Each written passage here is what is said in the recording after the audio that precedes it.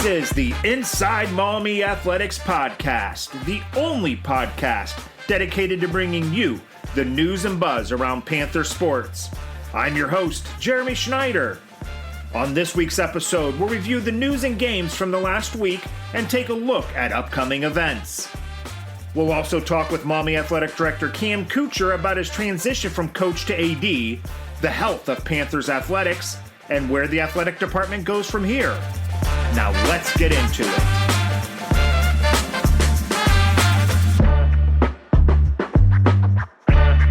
Thank you to everyone who listened to last week's first episode with Evan Karchner. I've heard so many great things. Thanks to Tom S. for your email and feedback. I'm glad everyone enjoyed it. Before we get to our interview with Maumee AD Cam Coutcher, let's take a look at the events and games from last week on our Panthers Rewind. We'll start off with last Friday's big football win over Bowsher. The Panthers rolled to a 56-18 win over the Blue Racers, putting a third straight running clock on an opponent. Maumee outgained Bowsher 398 yards to 198, with Ben Kubitz throwing for 213 yards and 4 touchdowns, with twin brother Will Kubitz catching 2 of those scores. The Panthers defense came up with another turnover, bringing their season total to 7. Maumee is now 3-0. The boys soccer team started their week with a 10-0 win at Genoa. Noah Preciado, Frankie Folger, Danny Balez, and Blake Wagner each had 2 goals. Will Boyles and Jackson Greenlease each had 2 assists. The Panthers stayed unbeaten this season with the 2-1 win at Bryan on Saturday. Blake and Will each scored a goal. Maumee is now 6-0 overall and 3-0 in the NBC. And get this, they're averaging 11 goals per game while giving up around a half of a goal per game. I'd say that's pretty dominant. The girls soccer team dropped a Northern Buckeye Conference match at Genoa last week, 1-0. The Panthers followed that up with a 1-0 loss at Salina, who's a powerhouse in West Central Ohio athletics. The girls are now 2-5-1 overall and 1-1 in conference play. The volleyball team split 2 NBC contests last week, beating Genoa 3-0 before losing at Oak Harbor 3-1. Autumn Draper had 15 kills and 3 blocks in the win over the Comets.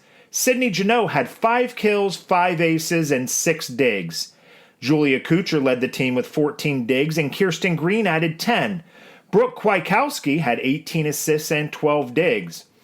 Autumn had 15 kills and 2 blocks against Oak Harbor. Kennedy King had 7 kills, 5 blocks, and 4 aces. Green had 16 digs against the Rockets, and Kuchar added 12. Kwiatkowski led the team with 28 assists and added 13 digs. Maumee ended the weekend 2-5 overall and 2-2 in the conference. The Maumee boys golf team dropped a duel to Bryan last week, 173-189. Antonio Valadez had a 46 to lead the way, while Josh Perro and Tommy Parker each had 47s. In the NBC shootout at Stone Ridge, Maumee turned in a 183 team score. Zach Morris had a 43. And that's a look at the last week in our Panthers Rewind.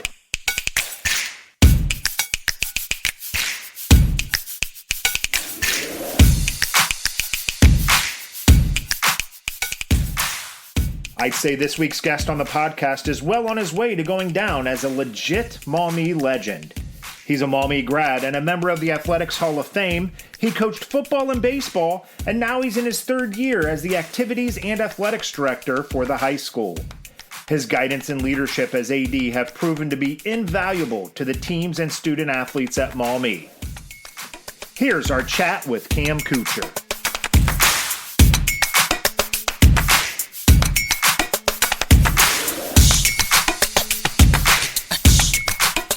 Let's talk about your move to athletic director. You had a lot of years as baseball coach, a lot of years as the football coach. What was the motivation behind moving to athletic director? Was it just there was a space to fill, or was this a move that you were prepared to make in that time?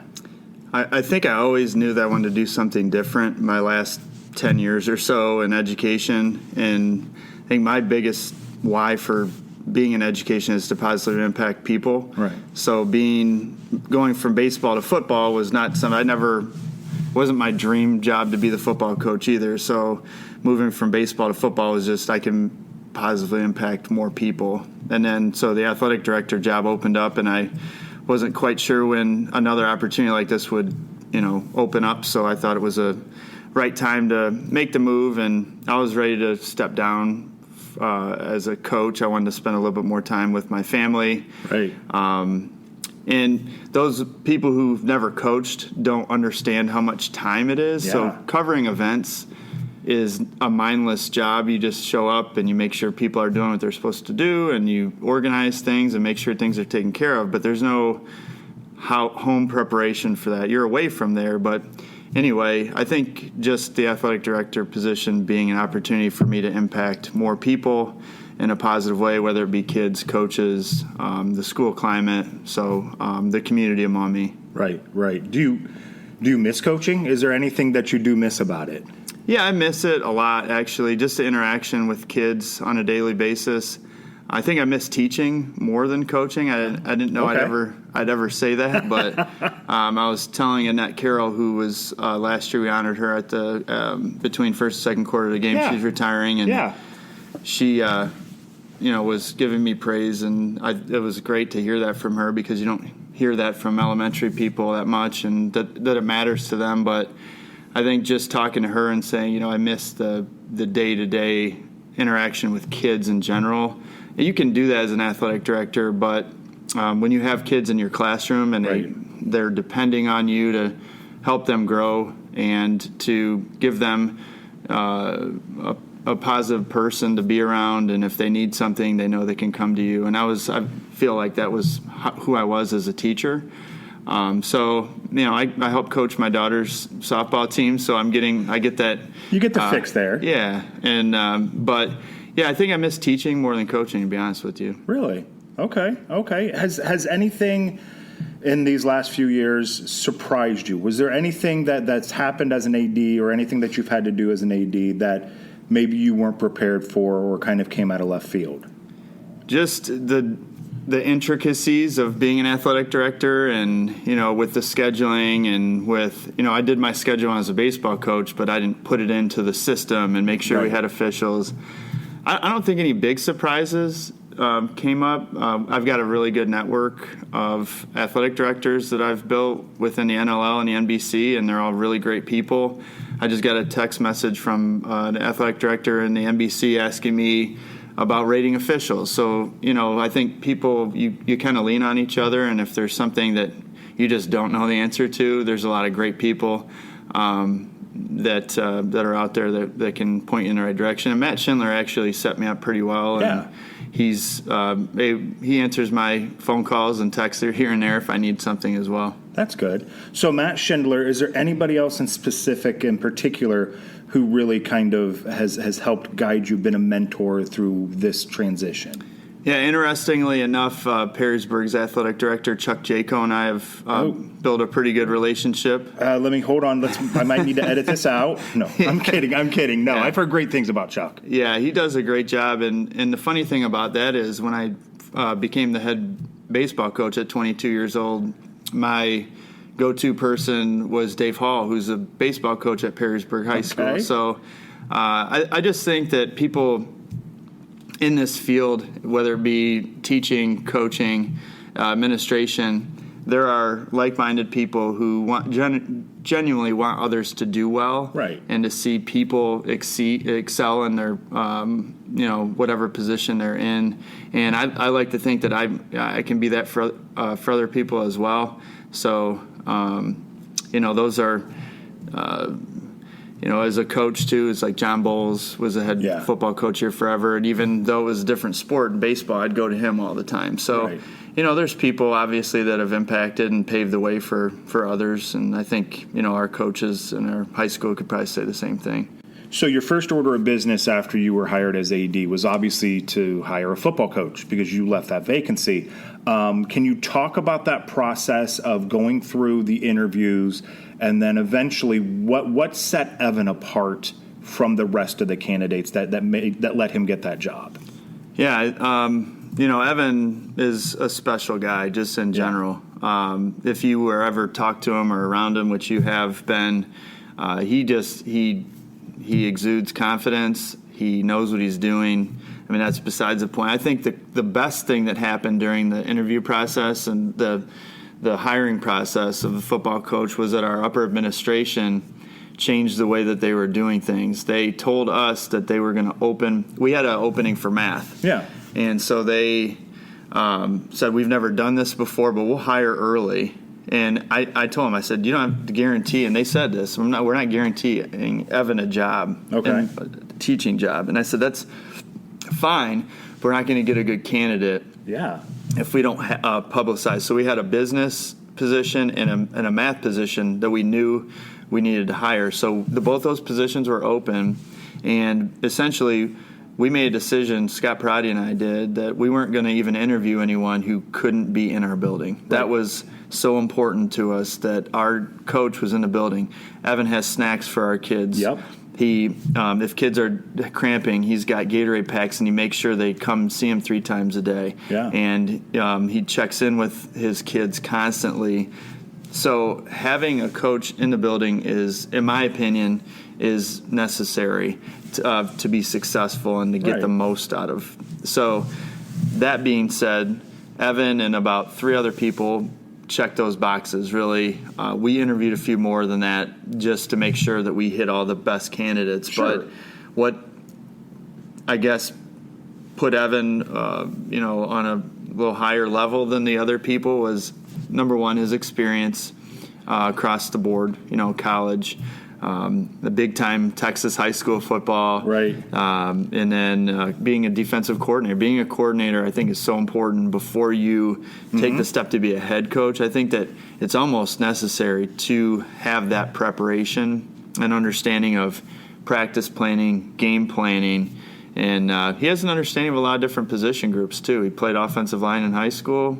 He played linebacker in high school. He coached safeties in college. I mean, he's got a great understanding of the whole all the aspects of position players and how to coach and teach people. Being a teacher, usually when you're a good teacher, makes you a good coach, too. So, all those things being said, he was qualified, right? But then you look at his personality. He's a tireless worker. Mm-hmm. He loves Maumee, bleeds purple and gold. He lives in the community, and he has for his whole life, and those are besides the times that he's gone off and done his college and high school gig down in Texas.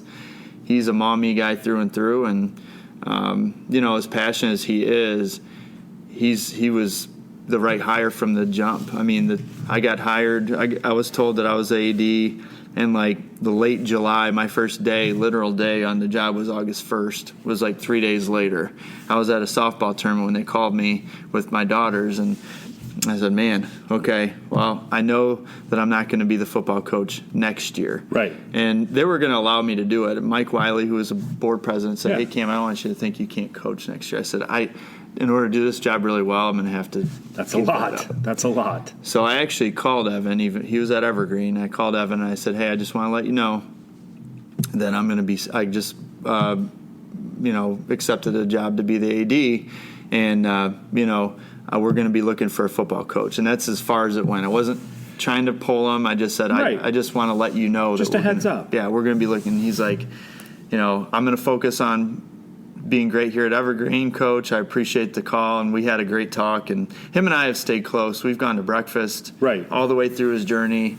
Him and I have talked and stayed in contact. So I think that's the best part about this is that I have a great relationship with our football coach. Yeah. And that makes a big difference, too. For sure. Does it surprise you how quickly the success has come for him? When my last year here, our JV team was pretty successful. Yeah. And a lot of the kids who are now playing varsity were a part of that. So, I knew we were going to be good. My family did. My daughter Julia, who's a sophomore, said, Dad, I hate to see you not coach football now. I mean, my kids cried because all they've known is me being a coach. Actually, I just got done hitting with Julia in the small gym, and she went into the room where we keep all our baseball equipment and the L screens, and she goes, "Dad, this smells like my childhood." No, and I was like, that's awesome. My kids have grown up with me they were devastated. They cried, and but she said, the team's going to be really good next year, Dad, and you help, create that. And I said, I'm glad that you see that, and I hope that we are. And to go 5-5, the league switch was a huge benefit to us, For sure. that, not just in football, but in soccer and girls and boys basketball, just holistically.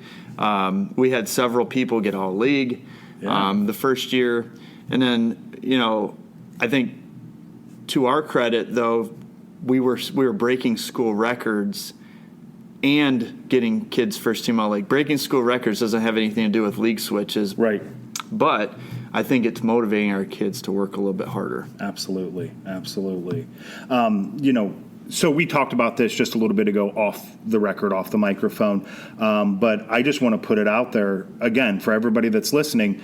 All the success that Evan's having, not Evan, but the football program's having, is a direct result of what you did in your years as a football coach. And to listen to you talk, you're always a culture guy. You always brought up culture. Most of the interviews we did together, it always circled back to culture. And I know that's still a big thing to you as an athletic director.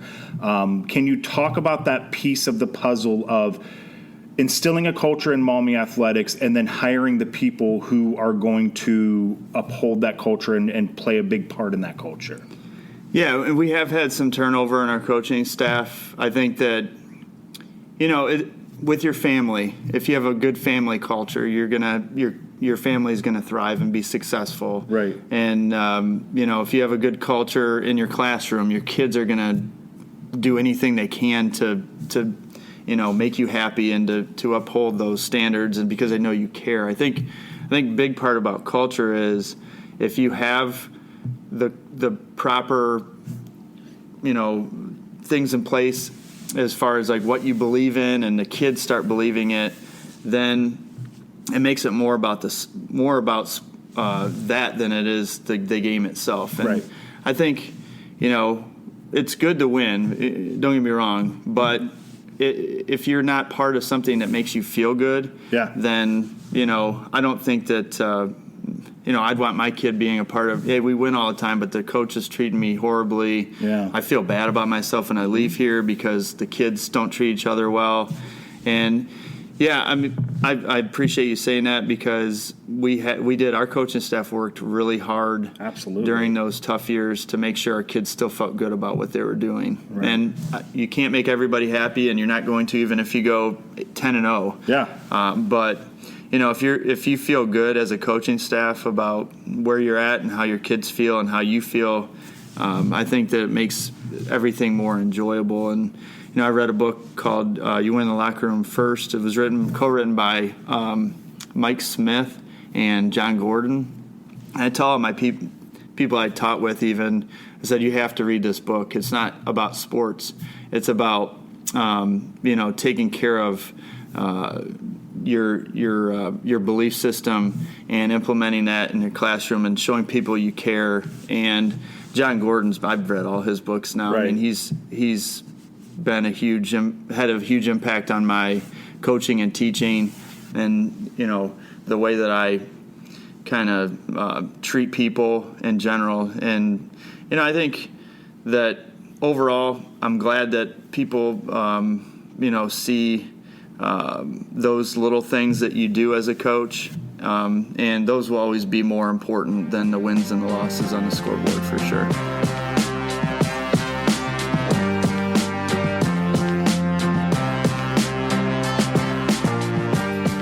The Mirror newspaper has been a supporter of IMA from the very beginning. If quality journalism is important to you, please consider becoming a subscriber. You can head to their website at themirrornewspaper.com to find more information on becoming a traditional print or digital subscriber.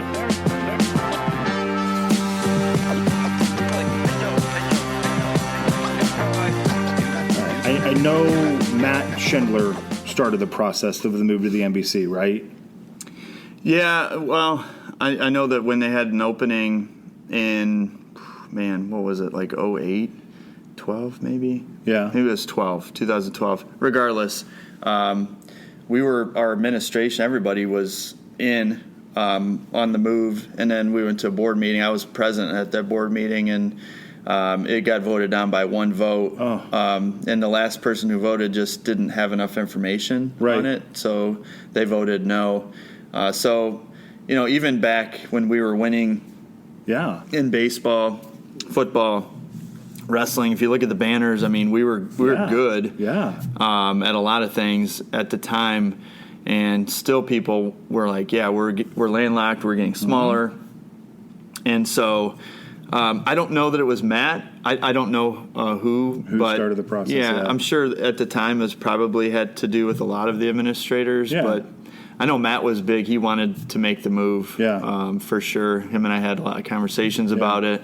I wasn't for the move at the time, being the baseball coach, because I felt like being in the NLL and competing with those schools in 14 games out of your 27 you were allowed, which you still could have, but with our non-league, prepared you better for the tournament.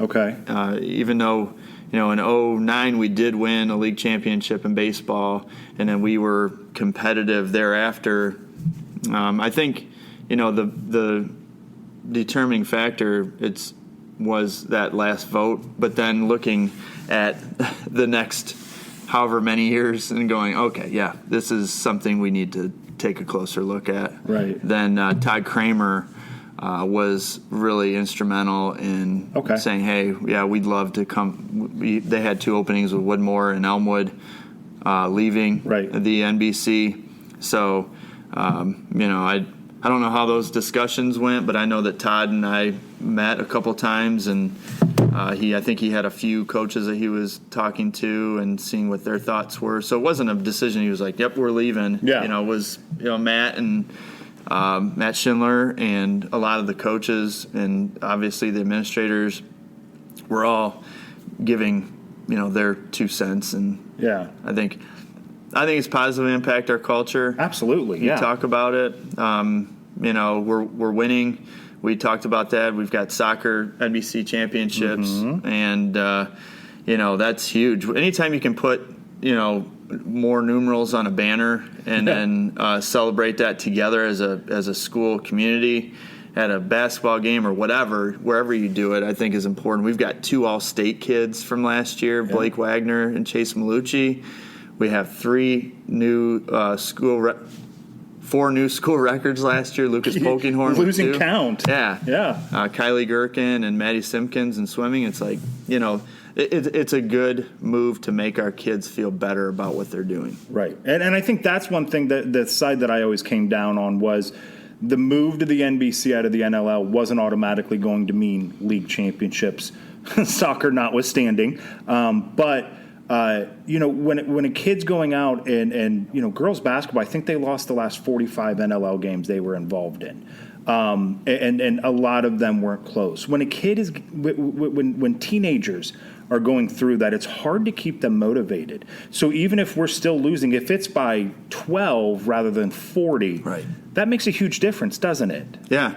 And I listened to the podcast with Evan, and he made a comment about Cody Wolf hating football. When you have a kid like that, and it wasn't because Cody and I have a really good relationship. I mean, he would text me here and there and say, hey, I just want to thank you for showing me what it means to be a man. And his dad's a great guy too. His dad's some blue collar guy, and he's teaching what. I'm not taking away from him. I'm just saying he was texting me these things. So him and I had a great relationship. But to hear people like Cody not having an interest in something that they're really good at and that they can help the team win, that shows that's everything you need to know about the situation we were in. It wasn't because we were not being successful, and I know this wholeheartedly. Like you said, we lost the last 45 games in NLL and girls basketball. It had everything to do in football with the fact that we were playing teams that had a lot more kids than we did, who were more talented than we were. And, say what you want about, you should still be able to win a couple games here and there, and that's true. But when you've lost for so many years, like you said, it's the mentality of, oh my gosh, why am I going to put all this extra work in? And the kids they were working really hard. We had great attendance in the weight room. Yeah. And again, that comes back to culture. But, I think that we're in a great place right now. Could we compete in the small NLL division? That's a conversation, I think, for our administration and our coaches to decide if there ever was a spot back there. And I'm not saying we'd even take it, but I think that we need to take care of ourselves, like you said. Yeah. It's not an automatic that you're going to move in the NBC and win championships.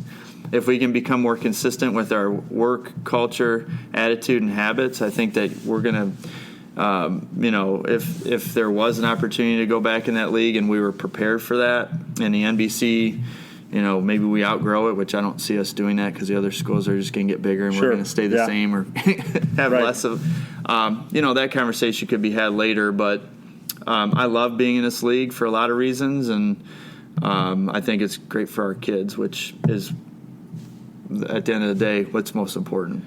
And when you look at moving to the NBC, it's not like moving to a lesser league, because you've got the Eastwoods, you've got the Genoas, you've got Otsego, Lake, and now with Oak Harbor coming in with us. I mean, it's almost like going out of the frying pan and going right into another frying pan, because it's just as difficult. And I think that's why we thought the NBC was such a good fit for us, because it wasn't a league where we were just going to come in and start steamrolling people, because they're good at everything. Yeah. It's such an evenly matched conference that it made a lot of sense for us. It'll still prepare you for the postseason. Right. It'll challenge you day to day. It was an opportunity for us to play in a conference that didn't have such inequity, really, when it comes to numbers. Yeah. And we're still in the process of building our numbers, so where we feel good about kind of, hey, we're a school of this size, we should have this many people participating in this, and this. But I said that before we went into the NBC. Hey, this is not going to fix our problem. Mm-hmm. We've been doing culture meetings with our head coaches. We actually hired a culture consultant, Teresa Beekman, and her and I have developed a pretty good relationship. We're not even paying her anymore. Her and I talk all the time. She just created a coach's kind of like culture handbook type deal. She gave it to me for free. Oh, wow. To hand to our coaches. I've kind of, an idea partner, if you will. But I think that part of it is, hey, listen, we're in this league now. And I told people, now you're kind of apples to apples. If you're not being successful, then it's an us problem. Right. If you're going 500 or better in this league, we're doing okay. Like Evan said, you want to go 4-6, 5-5 on a bad year. That's where we need to be. And if we're not, we got to fix ourselves. And we're still working on that. We'll always be a work in progress.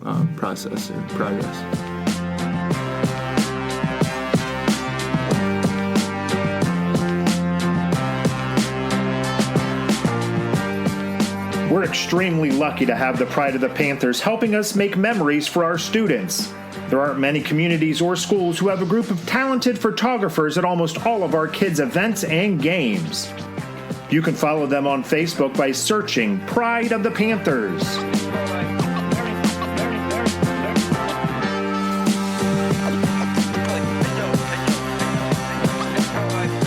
All right, so other than just a few years over at Defiance when you were over there as a student and an athlete, you've been in Maumee your entire life. Why have you stayed in Maumee? What has made Maumee so special? I know you probably didn't have a choice as a student, but as an adult, as a coach, as an educator, as now an administrator, what do you think makes Maumee so different and so special?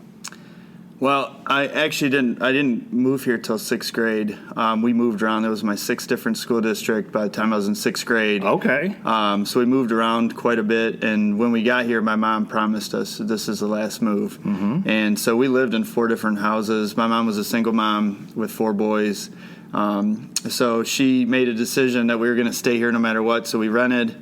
We lived out on Rywick. We rented on Rosedale. We rented on Cranbrook. And then finally, we ended up on Richland, which was the house that I actually bought for my mom after she moved over on Oxford Court. So It was just a matter of, wanting the sense of belonging. I think that, to answer your question, what makes Maumee so special is I felt that when I got here, and the coaches and the teachers really cared about you as a person instead of just, you're going through my class. I want to make sure that we get your grade. You're a number to us, and right. You can help us win games athletically.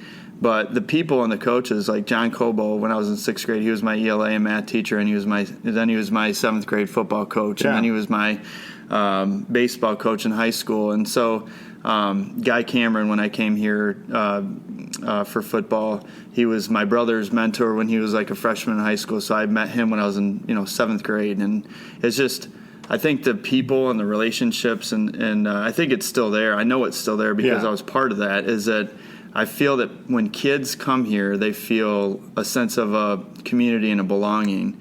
So that trickles, and it starts with the families, obviously. There's so many cool things in Maumee that Maumee has to offer with, summer fair and the tight uptown community, and with all of our sporting events. We have a lot of things to offer. We're a small town community with a big town feel because we're so close to everything here.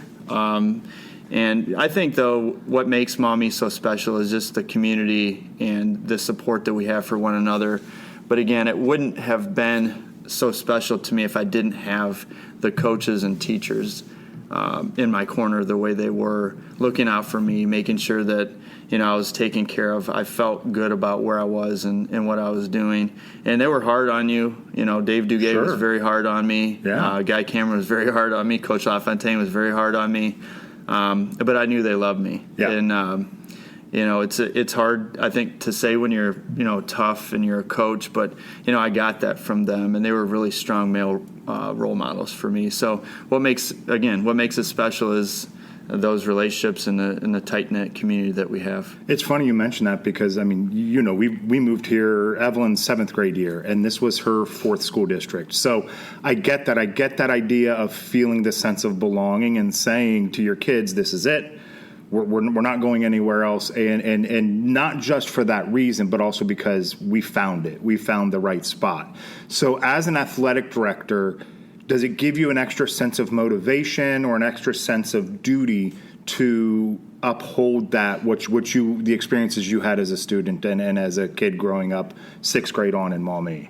I think that's why I went into education, honestly, because when you see people doing that for you and for other people around you, you want to do that for others. In some instances, right, some people don't really, follow that path, but I really just wanted to get into a position where I could make a difference in people's lives, and education and coaching was something that I felt like was really important. Now, from an administrative aspect, I want to get back to where we were in the past, which I think we're really close to that, where we feel, you step on a field, you're going to be super successful. You step out of these classroom doors and go out in your future, you're going to feel like you can do well academically and you can survive in this world socially. And, I think that we're creating students who are, self-sufficient and can go do great things, which if you go to the Hall of Fame banquet every year, you hear these really successful, distinguished alumnus and our Hall of Fame inductees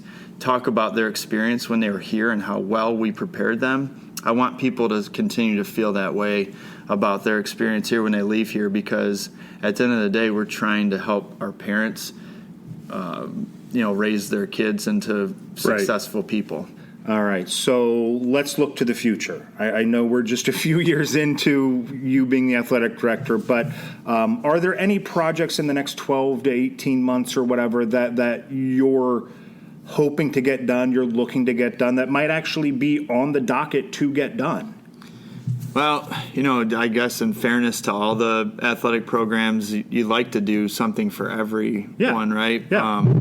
I think need-based stuff needs to be thought of first, right? So we need a press box and speaker system-ish out at the baseball field. Oh, for sure. The softball field has a press box and speakers. They have a functional scoreboard. We don't have a functional scoreboard. I'd like for them to have a new scoreboard. Yeah. That And it's not just because I was a baseball coach, but it's because we need that. Yeah. We need better storage out at our grass fields for baseball, band, and football. We need that. Right. We need new tennis courts so that we don't have to pay to go use Shadow Valley, which is great. They give us a pretty good price, but still. Yeah, those are needs. I would like to bring our softball field to Maumee campus. Yeah. Because I feel like using Rolf is great, and they prepare the fields for us. I'm sure our buildings and grounds will probably be like, Cam, shut your mouth. But I think the fact that you can walk right out our locker room and you can use the baseball field here is an advantage. Now, my daughter did play softball, and it was no big deal. Yeah. Driving her to Rolf Park, it's right down the street. Yeah. But if we had it out here, I feel like it's just a pride thing. It's our field rather than the city field. Those are things that I think are most important. I know a lot of coaches, you come in and you're like, hey, I need this. But needs-based stuff, I kind of, coming from the background I did where I didn't really have a ton of stuff growing up. Right. A need is... Yeah. A lot of times means different things to me than it does to other people. So if, for example, the, gym isn't the right way, we need more banners or stuff. That's not a need. That is a want. That's something that people might make it look better, but it doesn't make us play better. Right. Need new uniforms. We don't, when I was in high school, I think we went through our varsity baseball uniforms. We got them every 10 years. You know, the pants I wore didn't fit me, and you just played, right? Yeah, that's it. But it's a different world we're living in because of travel, this, club, that. And so, kids have higher expectations. But to answer your question, those are what I think we need. Right. Wants, if you win, the Mega Millions, let's put a dome on our stadium. Yeah. And, other things like that. But no, I think we have everything we need. Our upper administration's been outstanding. It's really, with our weight room, and we have a lot better facilities than a lot of other schools around us, and I feel very blessed to have what we have. I want to touch on that weight room real quick. I'm glad you brought that up because that was a big project that you had underneath your view. Why was that important, and how have you seen the results of that already impact the students? Yeah, I think that, first of all, just giving James Nino a lot of credit because he kind of came to me, he's like, Cam, the boosters have a surplus of X amount of money. We can do this right now if we want to. And I was like, being part of the boosters too, I was like, I don't really want to ask too much or whatever, but he's like, do it. Right. And so we did, and I give Matt Dick and Paul Brodsky a lot of credit for saying, they match the band up to $10,000 in instruments yearly. Yeah. So I said, well, you do that for the weight room because it benefits all of our athletes. Sure. Yeah, we'll do that. When I said, can you just do all 50,000? I won't ask you for anything for 5 years. Yeah, we can do it. So we did it, right? So now the benefit is we have state-of-the-art equipment. It's more exciting to be in there. Yeah. Jason Dugan bought the speaker system, and now we've got the boosters paid for iPad holders. The tech department bought, I think, 10 iPads. The athletic department bought 6 iPads. We hired a strength and conditioning director who knows our equipment really well. We got bands in there. We have everything we need to do what we want to do, which is to build better athletes. Yeah. Back in the day, you're like, how do I make these kids stronger? I want them to be strong. That's it. Bigger and stronger. And then faster was part of it too, but most people just spend all their time in there, and then they'll condition them and try to make them throw up. But we're trying to make kids better athletes in the way that we train them. Kids love to bench big, so we let them bench big here and there. But the way that we're training our kids is perfect for the equipment we have. And if you look at our kids on the field, Evan's got, he's putting GPS trackers on our kids to see how much they're running during the game, during practice. We have coaches who are doing things at a really high level, and they don't have to worry about buying new things for the weight room or even coming up. They're freed up to just worry about the extra stuff that they want to do instead of these are things that are mandatory for our kids to be able to do to be successful. Now Evan can go, hey, I want to get these GPSs and put them on. That's an extra thing I can do. So I think the investment that our school district and our boosters made in the weight room allows for our coaches to do things on top of what we can do in there to really put us over the edge.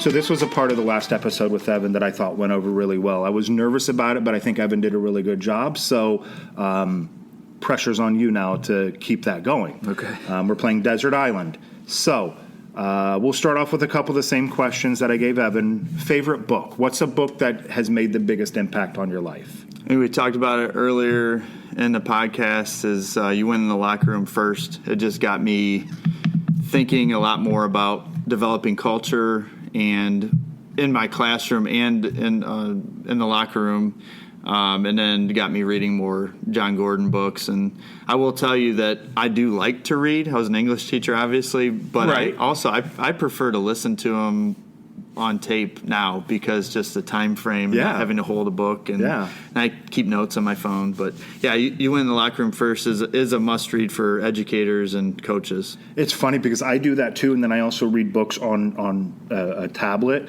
And I actually asked a librarian, I said, "Is that cheating? Like I feel like I'm cheating." And she goes, "No, as long as you're getting the information, it's good." So good. We're good. Librarian approved. Hell yeah. Yeah. Librarians are the saviors of the world. Yeah. Favorite movie? Oh, man. I have a lot. It depends on the genre. I really like Caddyshack a lot. I like Field of Dreams. A great movie, being a baseball guy. But I'm a huge Adam Sandler fan. So anything Adam Sandler, Will Ferrell. My dad hates Will Ferrell, but I really like Step Brothers and those types of movies. So, but probably Caddyshack, old school for sure. That's probably my favorite movie. Absolutely. So speaking of Caddyshack, your three people in your dream golf foursome. Who are the three other people in that foursome? Oh man. Well, I used to golf with my dad before we moved down to Florida. Yeah. Every Sunday we'd hit the first tee time at South Toledo Golf Club. So be my dad, my brother Chad, who I golf with a lot, before he moved out to California. He's in the Navy. And man, who would my fourth be? I'd say I'm gonna say Todd Erie, who I've won several Kazmaier golf championships with. Okay, I think that says a lot about your personality and who you are as a person, because you could have said people like Tiger Woods or that. You brought up actual people who were involved in your life and have made an impact on you, and you and Todd have made an impact on the Kazmaier Open. Yeah, it'd be embarrassing to golf with Tiger Woods, Jeremy. Like John Daly, I could hang out with him for sure. Oh, that would be awesome. That would be, He would, like, if professional, John Daly for sure would be in my foursome. Yeah. Just because we'd have fun. Absolutely. I mean, how could you not? How could you not? All right, if you could have one superpower, what would that superpower be? It is a tough question. Like we used to do this, write an essay on this topic all the time in my English class. So I would say, and I've gone back and forth, probably I would do super strength. Okay. Yeah. Like Hulk or Thor or something like that? Yeah, probably less like Hulk, just because I don't want to be a creepy big green guy. More like Thor because of how he looks and represents himself really well. You give off very Thor-esque vibes, Cam. Yeah. It's very, very, Well, if I had super strength, I could help people move things more easily, Jeremy. I could, throw a football 192 yards or whatever, like Joe Milton from Michigan. You did it. There you go. That's why, again, on record, that's why I'm not asking you that question, because I know I'm not going to like the answer. All right, last one here.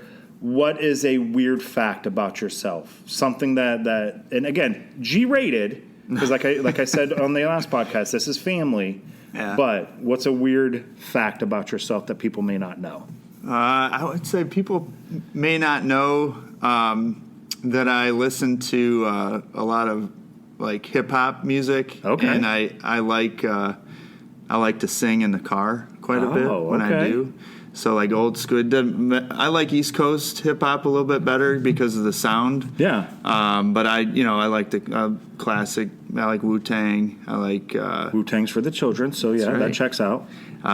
Beastie Boys. I like that. Yes. Quite a bit. But yeah, no, my variety of music. I think people would probably be surprised that I get into like more of the hip hop, not necessarily rap. But I do like rap, don't get me wrong. But I enjoy like East Coast hip hop. I had a friend in college who turned me on to it, and like Jurassic 5 and that type of. Wow! Yeah. So I've been to a couple of those concerts and. Okay, so we're going some deep cuts here. Jurassic 5 even. Yeah, J5. I had a little sticker of J5 on my computer in college. I was into it, Jeremy. Wow. Wow, that is a great fact. So if Blake or Julia are listening to this and they're driving to school with you, just break out the iPhone and take a video of Dad singing and send it to insidemaumeeathletics@gmail.com. We'll figure out the best way to put that out there. So, all right. Cam, thank you so much for taking the time with me. This was a great conversation. Really appreciate you taking the time and sitting down with me. Yeah, I appreciate you asking me to do it. Thank you.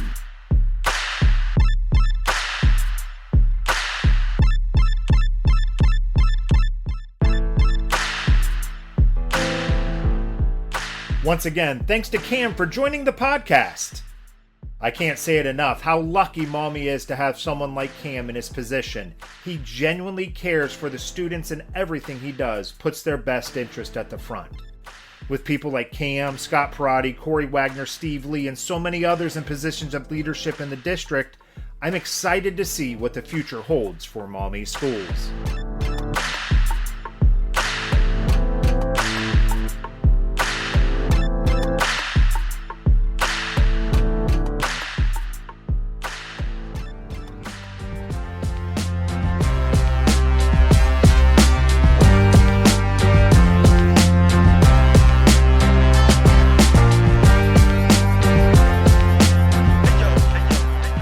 Thank you to the Maumee Athletic Boosters for their continued support of the IMA podcast and website.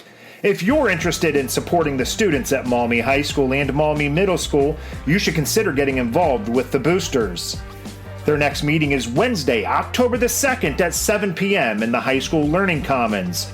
Also, be on the lookout for athletes selling golf balls for the Gold Card Drone Drop, happening during the soccer doubleheader against Central Catholic on October the 10th. You can purchase one ball for $25, two for $40, or five for $75. The winner walks away with $599 in cold hard cash. Second place is $400, and third place gets an awesome Yeti cooler package.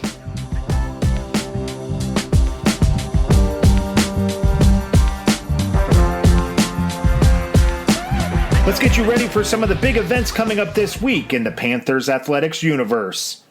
The boys and girls soccer teams are finally back at home this week, hosting Oak Harbor on Wednesday night. The girls start at 5 and boys start at 7. It's also Teacher Appreciation Night for the boys. On Thursday, the volleyball team makes the long trip down to Fostoria for JV and varsity NBC matches. JV starts at 5:30 and varsity at 7. Friday night, it's the biggest game of the year so far for the football team when it hosts unbeaten and defending league champion Oak Harbor. Kickoff is scheduled for 7 p.m. The Maumee Marching Pride will also honor their seniors during that game. On Saturday, the volleyball team is on the road in Sandusky. Cross country runs at Ottawa Park. On Monday night, the girls' tennis team travels to Springfield for a non-league matchup. Then on Tuesday, our varsity boys and girls golf teams will play in the NBC tournament at Green Hills. That is scheduled to start at 9 a.m. Girls tennis also hosts Bryan on Tuesday, and varsity volleyball hosts NBC powerhouse Lake in a huge conference showdown. JV starts at 5:30 and varsity is set to follow. And that's your look at events coming this week in Maumee Athletics.